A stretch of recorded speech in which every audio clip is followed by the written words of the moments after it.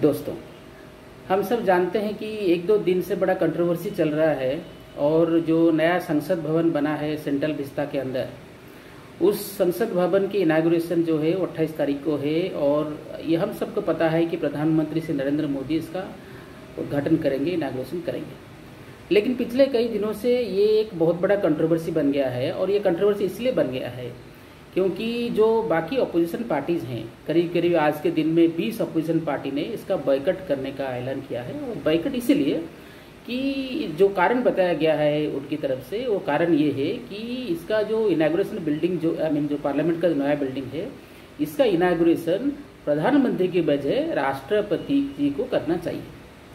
और इसके वजह से कई तरह से रीजन दिए जाते हैं, कई तरह से बहाने बनाए जाते हैं। एक तो बहाना ये है कि कॉन्स्टिट्यूशन में जो राष्ट्रपति होते हैं वो हेड होते हैं, स्टेट के प्रथम नागरिक होते हैं।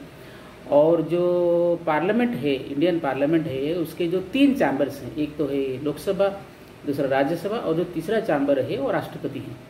इसीलिए अगर कोई कॉन्स्टिट्यूशनल अमेंडमेंट होता है तो वो कॉन्स्टिट्यूशन में जो चेंजेस किया जाता है तो वो पहले लोकसभा राज्यसभा में पास होता है, फिर जब तक प्रेसिडेंट साइन नहीं करते तब तक ये अमेंडमेंट जो है वो लागू नहीं होता है।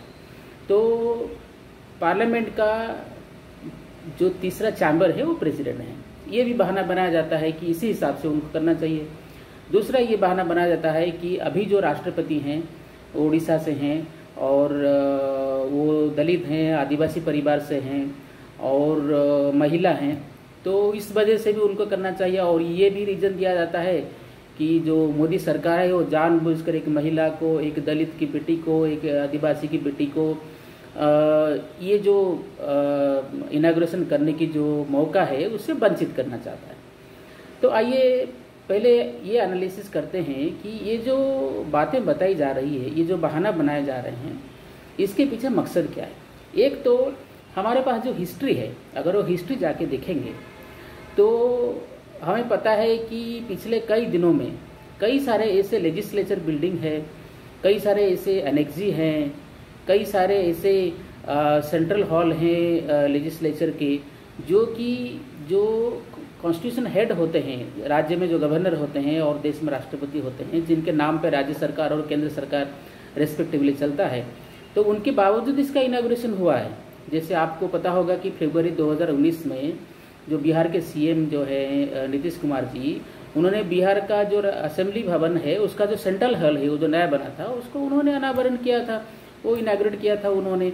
2011 में हमें पता है कि मनमोहन सिंह जी के साथ सोनिया गांधी गई थी और मणिपुर का जो लेजिस्लेटिव असेंबली कॉम्प्लेक्स है उसको उन्होंने उद्घाटन किया था। उस टाइम में वो तो सिर्फ यूपी के चेयरपर्सन थी, और यूपी के चेयरपर्सन तो कॉन्स्टिट्यूशनल पोस्ट कोई होता नहीं है, बाकी वो एक सिर्फ एमपी थी। दूसरा है कि जो मार्च 2010 में प्रधानमंत्री मनमोहन सिंह और सोनिया गांधी दोनों जो फर्स्ट ग्रीन लेजिस्लेचर बिल्डिंग है तमिलनाडु असेंबली का, तो उसको भी उन्होंने अनावरण किया था। उससे पहले अगर चले जाएं तो 1975 में इंदिरा गांधी ने पार्लियामेंट एनेक्सी का अक्टूबर के महीने में इनाग्रेशन किया था। फिर राजीव गांधी ने पार्लियामेंट लाइब्रेरी का इनाग्रेशन किया था। ये सब जो है वो जो तथाकथित कॉन्स्टिट्यूशनल हेड जो पोस्ट होता है, जैसे राज्य में गवर्नर और देश में राष्ट्रपति, इनको नहीं बुला के ये सब किया गया था। लेकिन आज कांग्रेस और बाकी जो अपोजिशन पार्टियां हैं उनको याद आ रहा है कि ये तो कॉन्स्टिट्यूशनल पोस्ट जो होता है उसका तो जानबूझकर अवहेलना की जाती है, और इसके वजह से वो बीजेपी को कटघरे में खड़ा करते हैं। जबकि बात ये है कि इन्हीं लोगों ने पहले जो पार्टियां इसमें इन्वॉल्व हैं उसमें से कुछ पार्टियां और कुछ सरकारें और कुछ मुख्यमंत्रियां ऐसे इनाग्रेशन पहले कर चुके हैं।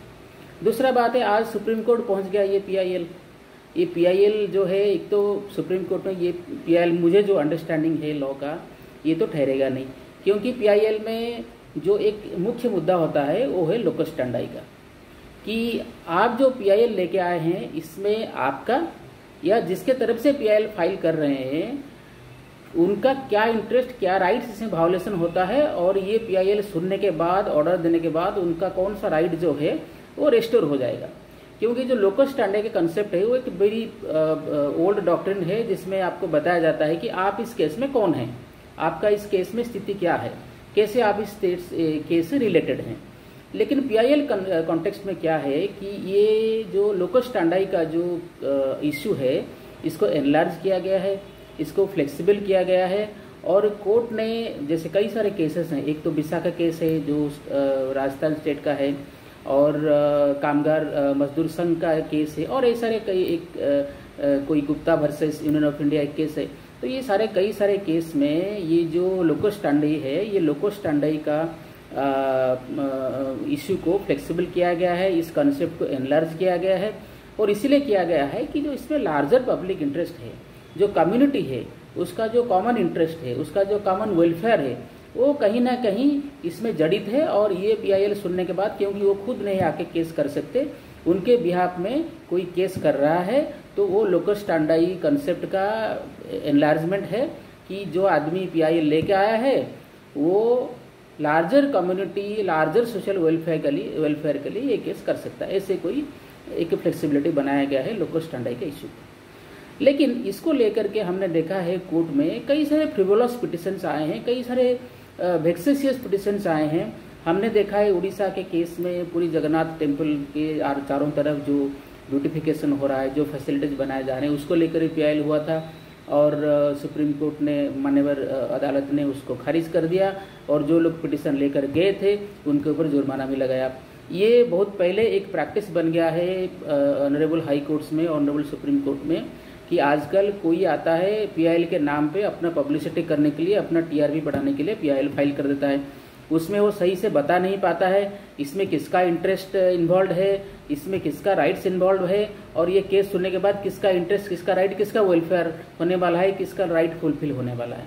तो ऐसे वेक्सिशियस, ऐसे इंटेंशनल जो पीआईएल होता है, फ्रिवोलस पिटिशंस होता है, इसको कोर्ट काफी समय से खारिज भी कर रहा है। और जो ऐसे गलत इंटेंशन लेके आए हैं, जहां लगता है इसका सिर्फ नुइसेंस वैल्यू और कुछ भी नहीं है, तो उन पर जो जुर्माना है वो भी लगाया जाता है, वो भी लाखों में, 1 लाख 2 लाख इस टाइप का लगाया जाता है।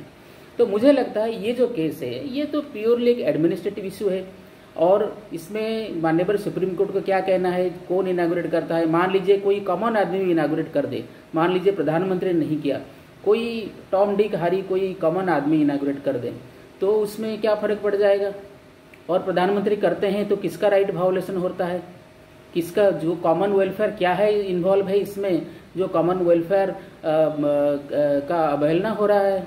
और मान लीजिए कोई कॉमन आदमी कर देता है तो कर सकता है या नहीं कर सकता है, मेरे ख्याल से तो कर सकता है, कोई भी कर सकता है, ABCD कोई भी कर सकता है, तो प्रधानमंत्री कर सकते हैं, राष्ट्रपति भी कर सकते हैं। हमें ये पता चला है कि राष्ट्रपति भवन को प्रधानमंत्री के ऑफिस से पहले कम्युनिके गया था, उस कम्युनिके में राष्ट्रपति जी ने इसका रिप्लाई देते हुए लिखा, जो खत गया था, कि मेरे ख्याल से जो लोग हैं जिनका रिप्रेजेंटेटिव प्रधानमंत्री है, इतने बड़े देश के 140 करोड़ लोगों के, उनके प्रधानमंत्री एक प्रतिनिधि के हिसाब से अगर इसका इनॉग्रेशन करे तो अच्छा होगा, ये उनका पर्सनल ओपिनियन था। उसके बाद ये डिसाइड हुआ कि प्रधानमंत्री करेंगे।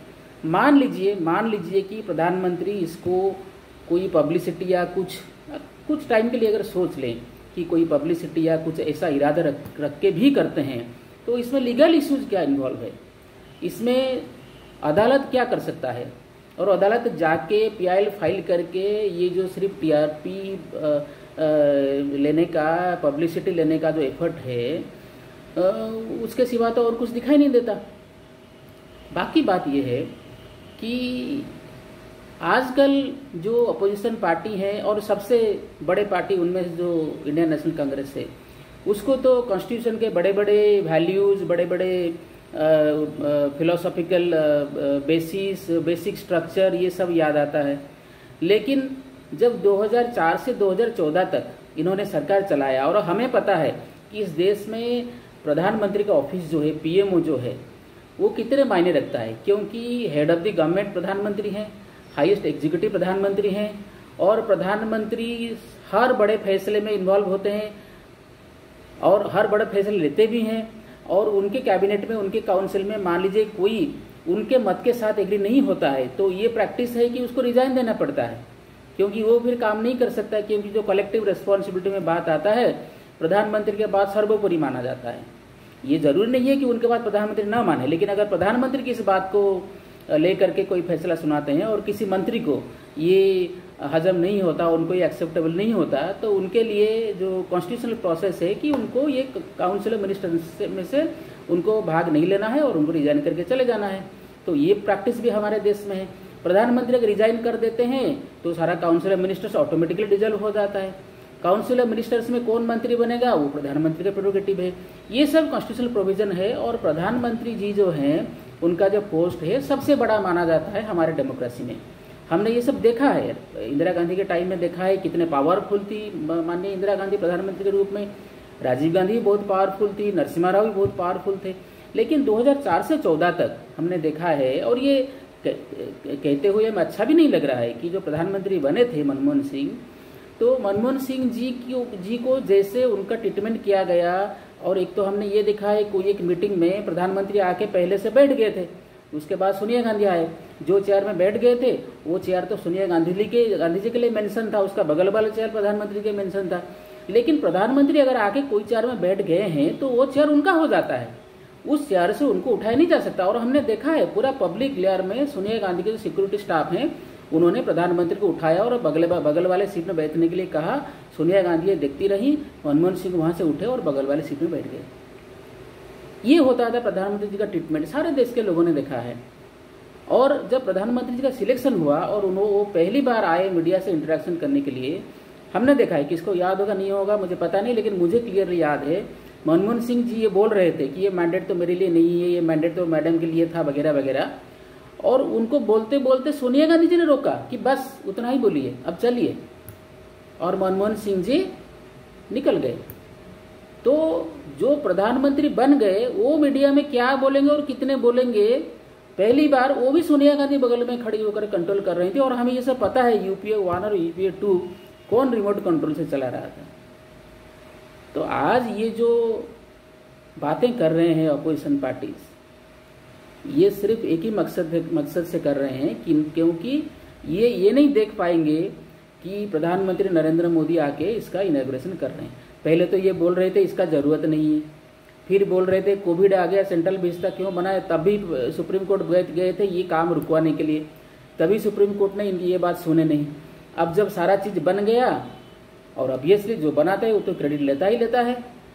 और मुझे पता है कि ये जो मेरा जो अंडरस्टैंडिंग है, ये सब चीजें जो है, ये जो पार्टी पॉलिटिक्स है, जो नैरो पॉलिटिक्स है, जो इलेक्टोरल पॉलिटिक्स है, उससे बाहर जाना चाहिए, उसके ऊपर उठकर ये सब चीजों को सोचना चाहिए, ये सब चीजों के बारे में बात करना चाहिए। लेकिन जो नैरो माइंडेडनेस, जो पैरोकियलिज्म दिखा रहे हैं जो अपोजिशन पार्टीज, ये देश की डेमोक्रेसी के लिए ये सब अच्छा नहीं है। और सारे चीज तो रूल में नहीं होता है। Precedence has a force of law in this country. It is not necessary that everything should be written in the constitution. We have case laws. सारा लॉ पार्लियामेंट तो नहीं बनाता है, पार्लियामेंट लॉ बनाता है, लेकिन हमारे कोर्ट्स भी जो हैं वो भी लॉ बनाते हैं। We are living in a common law system. We are not living in a civil law system where the judges have to wait for the laws to be made by the legislature. Here we are having a common law system where laws are not only made by the legislatures but also made by the courts, by the judges, by using the platform of the courts. Therefore it is called a common law system. ये जो British system है, ये जो American system है, वो हम follow कर रहे हैं। तो अभी अगर जो पॉलिटिकल निशाना साधने के लिए जो अपोजिशन पार्टी ये सब कर रहे हैं, मुझे लग रहा है कि ये उनका जो नैरो माइंडेडनेस है, जो पॉलिटिक्स में जिसको वेरी लो स्टैंडर्ड कहते हैं, उस टाइप का एक्टिविटीज है। और मुझे लगता है कि देशवासी जो हैं इसको कतई पसंद नहीं करेंगे। और आज अगर इतना बड़ा इनॉग्रेशन हो रहा है, देश में इतना बड़ा घटना घट रहा है, और ये अपोजिशन पार्टीज उस घटना में नहीं, वो इनॉग्रेशन में नहीं जाएंगे, वो सेरेमनी में नहीं जाएंगे, बाहर रहेंगे, तो मुझे लग रहा है कि अगले इलेक्शन में कि जनता ही इनको संसद से बाहर ना बैठा दें।